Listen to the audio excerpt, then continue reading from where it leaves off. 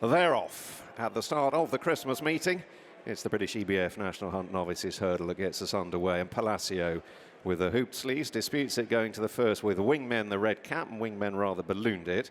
That's nice, landing in third under Nicky de Boinville, the white cap, and Country Mile last of the four as they now race in single file on the lengthy gallop between the first couple of flights. And Palacio is beginning to forge on here, racing enthusiastically in front, and he opens up an advantage of 4 or 5 lengths.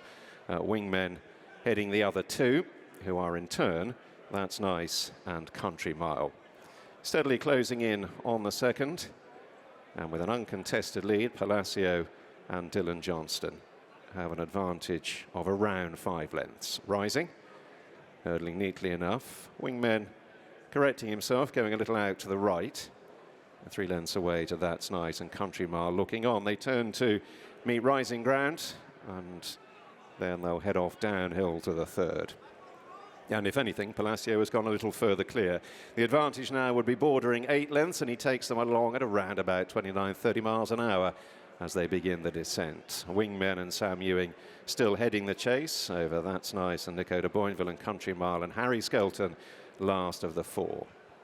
Here's the third then, at least for Palacio, over neatly from Wingmen, That's Nice and Country Mile. And that is the order that has been maintained throughout. And they move on to the 4th. Approaching halfway then, and Palacio, the lead is almost 10 lengths, I reckon. Pricks his ears going to this flight, and again takes it neatly and nimbly. Less so Wingmen. Didn't make a great shape in second, ahead of That's Nice and Country Mile. The last in the line of hurdles on this section of the track, racing away from the stands. Palacio 10, 12 lengths ahead at an even sort of a gallop over Wingmen, That's Nice and Country Mile.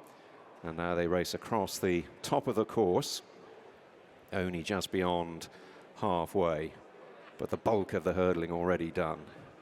And Palacio with this commanding advantage over the other 3, going to the flight at the top of the hill. Palacio again over well from Wingmen and That's Nice, and a couple of lengths to Country Mile. Coming on down the hill, about to freewheel, an opportunity to get some air into the lungs, and Palacio has had it very much on his own terms throughout, and he's still setting a pretty even gallop. They're only around 30, 31 miles an hour as they prepare to make the descent. That's Nice is now moving alongside Wingmen. They dispute second. Country Mile is still weighted with in 4th. So coming on down the hill towards the second last, and Palacio's lead is beginning to dwindle now. That's Nice on the outer is making fairly smooth progress. Wingmen alongside, and then Country Mile. Here's the second last. Palacio untidy, led by only a couple of lengths there. Now That's Nice is looking threatening. Wingmen is angling for a position as they head back towards the final turn. Palacio, That's Nice. Wingmen shaken up. Country Mile is yet to be asked the question by Skelton. He remains last of all as Palacio turns on in. The long run down to the final flight. 3 lengths the advantage over Wingmen. That's Nice away to the left, being nursed into it by Nicky de Boinville. Might have to switch to get a run. And on the right now, Skelton is making smooth progress, and Country Mile, and That's Nice hasn't picked up. Palacio with a dwindling advantage, a slender lead at the last. Country Mile on the right. Wingmen between them, 3 and a line. Country Mile jumps on from Wingmen. Palacio now has nothing more to offer. That's Nice, most disappointing, well held back in 4th, and Country Mile is simply sauntering up the Cheltenham Hill for an emphatic success to win for the 2nd time over hurdles for Harry and Dan Skelton. Harry went to 100 for the season yesterday. He didn't linger long on that number. Home in 2nd, but well held Wingmen. The pace-setting Palacio in 3rd, and That's Nice only 4th. Country Mile, well, lived up to his name in the opener. You barely moved. Was it as easy to you as it was to us to watch? Yeah, it's sort of from the back of 2 out, Nick. I was confident then. Look, they went very hard. Whether it's all just falling apart for him on the day. But he's obviously a horse with plenty of ability. I think it's the first time today you've seen that a race has been run to suit. He's a work in progress, this horse, but yeah, hopefully he's not the finished article. They'll come together, this horse. And paying quite a handsome compliment to the horse who beat him at Haydock, would you be quite keen to have another crack at Jonjo and AJ's horse? Yeah, I'm sure that'll probably come further down the line.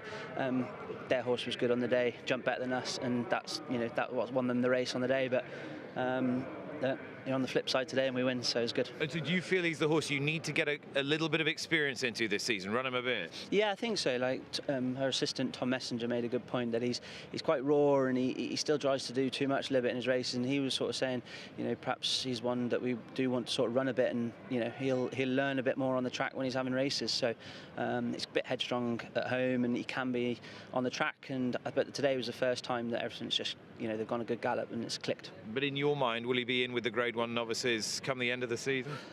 I don't know. Look, he's obviously got a fairly lofty rating. We thought that was stiff enough probably at Haydock, but handicapper might have been right. 99.9% of the time he is. Yeah, it was quite quite nice to see that he rated him so highly. So whether he's up to Supremes, that remains to be seen, but we've got plenty of options, that's for sure. You certainly have. Well done. Thank you. Watch live racing now on racingtv.com.